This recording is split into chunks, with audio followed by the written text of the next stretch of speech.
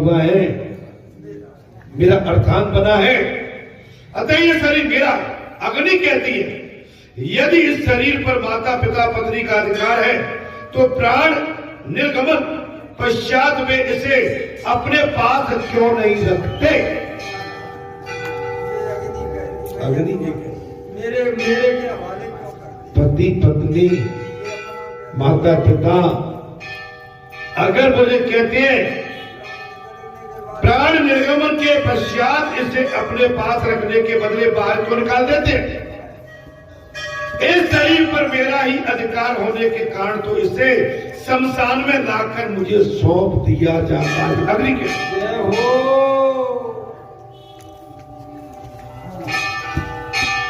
इसके प्राण निकलने के बाद मेरे पास शमशान में इसे सौंप दिया जाता है। महाराज श्रृंगार कुत्ता अग्नि संस्कार न किए जाने पर यह शरीर हमें खाने को मिल जाता है और श्यार का करे अग्नि में नहीं जाता तो हमें खाने के लिए अतः उस पर हमारा भी तो अधिकार है।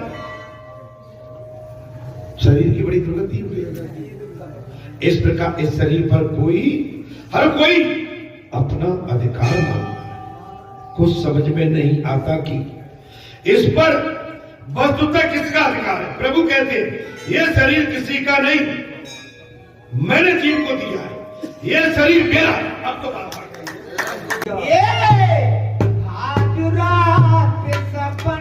मेरी देना और श्याम बजाए गयो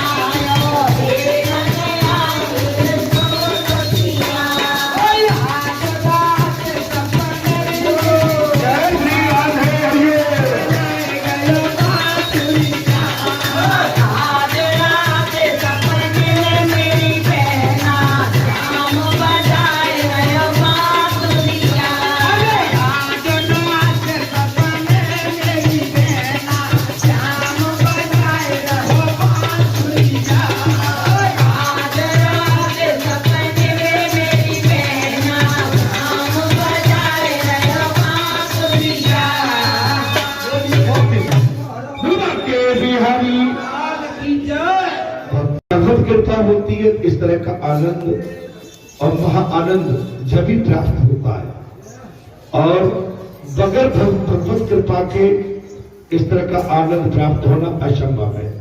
बात चल रही है शरीर की। शरीर पर हर जीव संसारी अपना अधिकार मानता है, लेकिन भगवान ने यहां पर स्पष्ट कर दिया हमारा, यह शरीर किसी का नहीं, बोले मेरा है, भगवान का है। यह शरीर और किसी का नहीं, मेरा है। पिता कहते हैं मेरा है, माता ने कहा मेरा, पत्नी ने कहा मेरा, अग्नि ने कहा मेरा, और भगवान प्रभु ने कह दिया नहीं नहीं ये मेरा है, ये मेरा है। मैंने जीव पर दया करके ये शरीर मैंने दिया, क्योंकि मैंने कृपा की। महाराज, यह शरीर अत्यंत कृपा करके संसार के मानवों को मैंने दिया। संसारी मानव को मैंने दिया। जो मनुष्य से प्राप्त करने के बाद अपनी इंद्रियों को नियंत्रण में नहीं रखता तथा आपके चरणों की शरण नहीं लेता, भगवान के चरणों की शरण नहीं लेता, उसका जीवन अत्यंत शोचनीय है। भगवान की शरण में रहिए। पूरा शरीर भगवान का है, हमारा बिल्कुल नहीं है। जब तक भगवान इसके अंदर है, जब तक प्राण आपके अंदर है, ये शरीर चलायमान है। प्राण निकलने के बाद इसकी कोई कीमत नहीं। वो स्वयं अपने आप को धोखा दे रहा है। मनुष्य साफ कह दिया भगवान ने, मनुष्य स्वयं अपने आप को धोखे में रखे हुए। यह शरीर संसारिक सुख भोग के लिए नहीं, यह भगवान के भजन के लिए।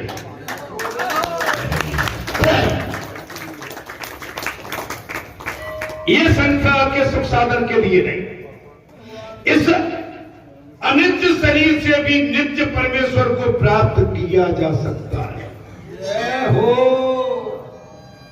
इस अनित्य शरीर से नित्य परमेश्वर को प्राप्त, जो नित्य है।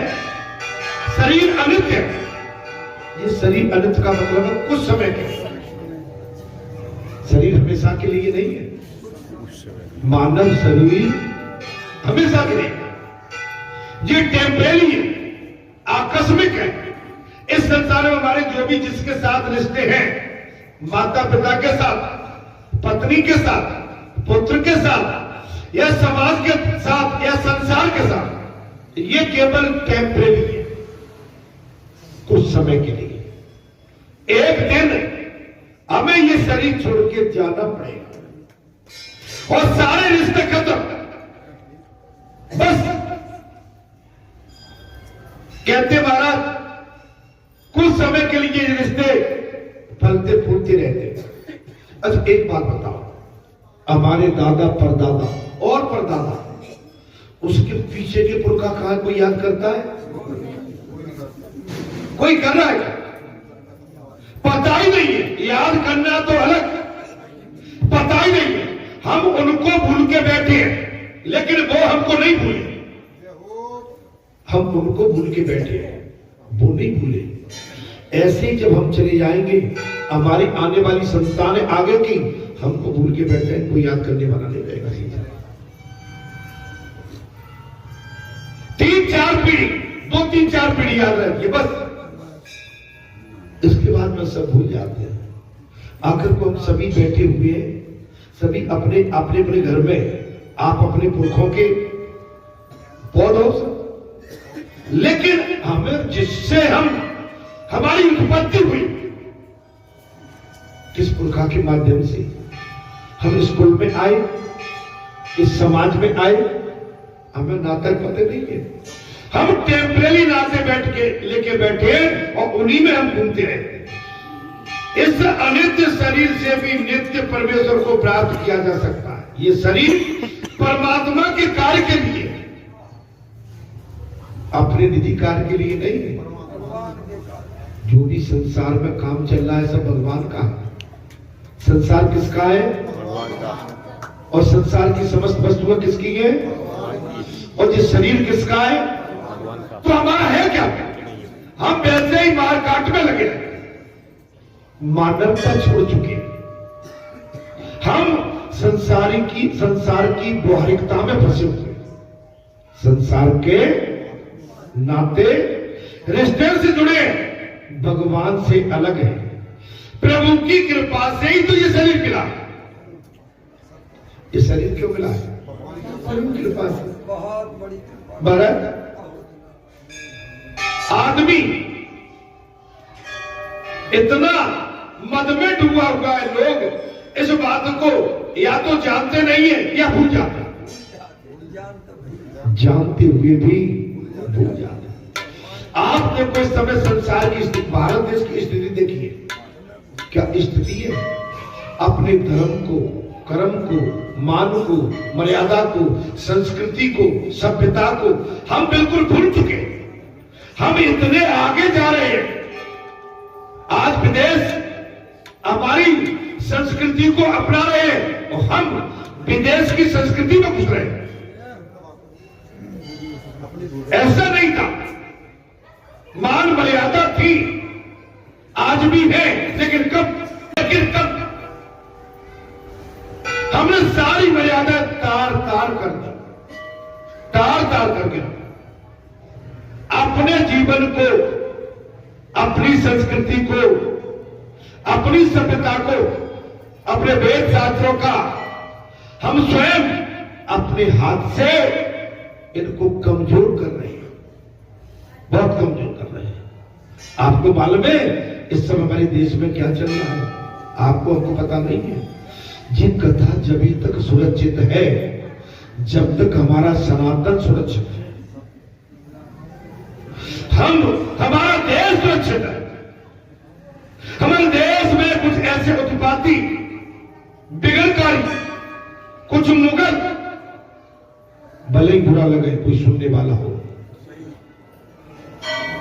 हमारे देश में ही हमारे भाई बंधु बनके अब हमारे साथ वो अपने धर्म का प्रचार प्रसार करके हमारे सनातन को छोटा करने की बात करते हैं। ऐसा बिल्कुल नहीं हो सकता। जागो, समझो, चेतनता हो। उनकी संख्या दिनों दिन कई गुनी बढ़ रही है। ईश्वर न करे एक दिन ऐसा आए हम अपने ही देश में असुरक्षित हो जाए। आपको पता नहीं है, बंगाल में स्थिति देख लो। पश्चिमी बंगाल में 6 दिसंबर के दिन एक आतताई ने, मुगल ने बाबरी मस्जिद की शिलान्यास कर दी। सारे मुगल एक हो गए, लाखों ईंटें आ गई, करोड़ों के चंदे। और क्या स्थिति हो रही है आपकी समझ में नहीं आ रहा है। हम कहते कि नहीं, हम सुरक्षित हैं, हम सो रहे हैं, हम सो रहे हैं। जागो,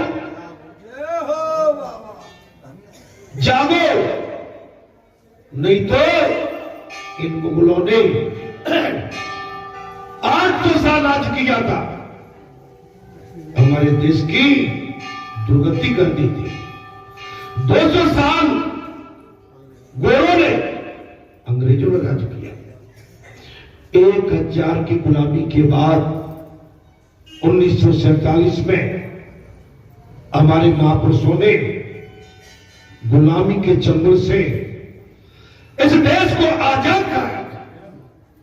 आज हमारा देश उसी गुलामी की राह पर फिर जा रहा है,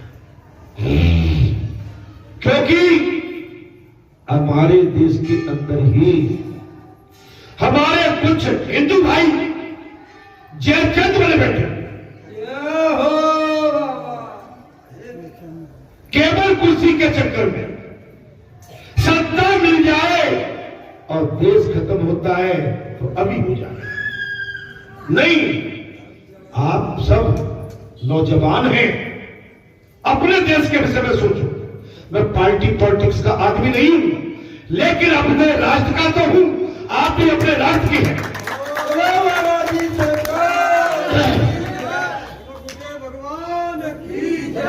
आप हम सब सनातनी हैं।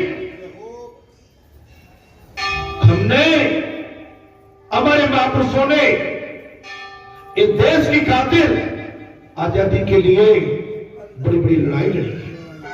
हे संतो महात्माओं, इसलिए भारत अगले जन्म में कहीं ऐसा न बनना पड़े कि हमको वृक्ष बनना पड़े। मनुष्य का जीवन कुछ करने के लिए, कराने के लिए, सद्मार्ग, सेवा मार्ग, धर्म मार्ग, राष्ट्र की सेवा, ये हमारा प्रथम कर्तव्य है। आज हम भगवान की कथा स्वतंत्रता से जभी कह पा रहे हैं जबकि हम इस समय स्वतंत्र देश में बैठे।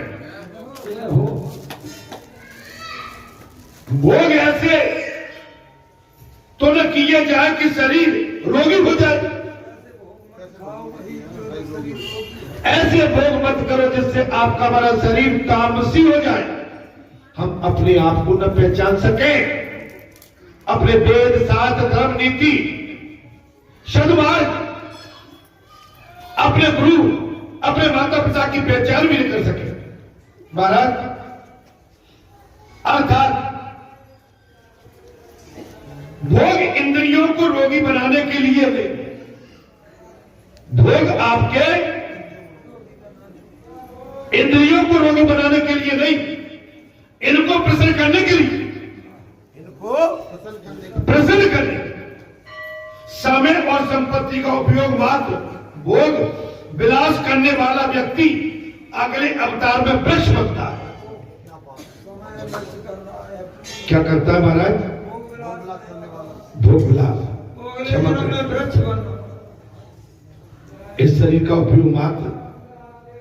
नाम जी ने साफ दे दिया बात, ये दोनों यक्ष दंपत्ति के कारण मद में स्त्री भोगी विलासी हो गए, सो इनको वृक्ष की योनि प्राप्त हो जाए।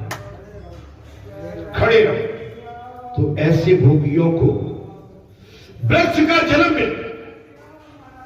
साफ सुनते ही नल कुबेर और मणिग्रीव पछताने लगे। श्राप हो गया, हमको आपको भी श्राप मिलता है। हम अपने सनातन की रक्षा न करें, अपने धर्म की रक्षा न करें, अपने वेदों की रक्षा न करें, अपने राष्ट्र की रक्षा न करें, अपने माता पिता की, गांव की, गली की, क्षेत्र की, खेत की, कल्याण की यदि हम रक्षा न करें तो भगवान देख रहे हैं, ईश्वर देख रहे हैं, ईश्वर देख रहे हैं, हम बच नहीं पाएंगे। हमको कहीं नदी नाले के कीड़े मकोड़े बना के अगले जन्म में न जाना पड़े, इसलिए अभी भी मौका है, सावधान हो जाओ, सावधान हो जाओ।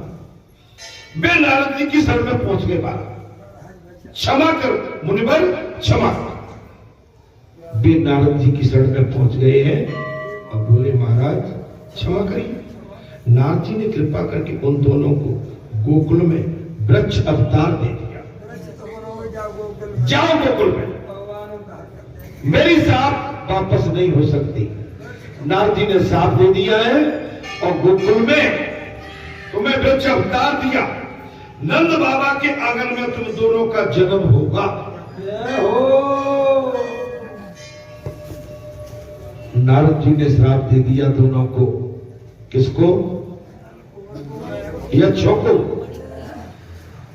और कन्हैया का जन्म इस पर तुम्हारा उद्धार करेगा। ये साप या आशीर्वाद उद्धव जैसे साधु जन तो वृंदावन में वृक्ष के रूप में जन्म लेना चाहते थे। उद्धव जैसे ज्ञानी ध्यानी वृंदावन में वृक्ष बनने के लिए तैयार थे। विषय भोग में रमण करने वाले को अगले जन्म में वृक्ष का अवतार लेना पड़ता है। जय हो। उस समय असमय नदी में, क्रीड़ा सरोवर में अय्यासी, चंद्रहीनता, दारू, जुआ, शराब ये सब करते हैं, उनको अगले जन्म में वृक्ष बनना पड़ता है। बोलो सच्चे नाथ जी ने साप तो दिया, किंतु संतों का क्रोध, संतों का साप भी हमेशा आशीर्वाद। नाथ जी ने श्राप दे दिया है, संतों का आशीर्वाद भी आशीर्वाद सा होता है। गोकुल में वृक्षों का अवतार लेने की अभिलाषा तो महर्षियों की भी होती है। उद्धव जी कहते हैं महाराज अहो अत्य जम स्वजन और आर्य मार्ग में त्याग करके वेदों के लिए भी खोज रही हो। श्री गण की महाराज पदवी इन गोपियों ने पाई। श्री किरण की पदवी इन गोपियों ने पाई, क्योंकि गोपियों के अंदर निष्पाप प्रेम था। ऐसी गोपियों की चरण रज से लाभवित वृक्षराशि, लता औषधि आदि किसी भी रूप में वृंदावन में मेरा जन्म हो, ऐसी मेरी प्रार्थना है। कृष्ण का चरण स्पर्श पाते ही नल कुबेर और मणिग्रीव ने अपना मूल स्वरूप प्राप्त कर लिया, दोनों वृक्षों का उद्धार किया। अब नल कुबेर और मणिग्रीव महाराज प्रभु की स्तुति करने लगे, भगवान की स्तुति की है। असली स्वरूप में हो गए प्रभु, आपसे हम कुछ और तो क्या मांगते हैं। हे प्रभु, दो वृक्ष भगवान ने लीला की है, गाड़ी बना के किसको, मूसल को और खींचा है, और दोनों वृक्षों के बीच में वो मूसल उलझ गया। भगवान ने ताकत लगाई है और वृक्ष गिरे हैं, और वृक्ष गिरे उनमें से दो महापुरुष महाराज प्रकट हो गए, उनकी कथा कही गई है। और वो भगवान के सामने हाथ जोड़ के कहने लगे, आपसे हम कुछ मांगते नहीं है, अपनी वाणी आपके गुण गान हम करते रहे, अपने कान आपकी कथा में हमारे लीन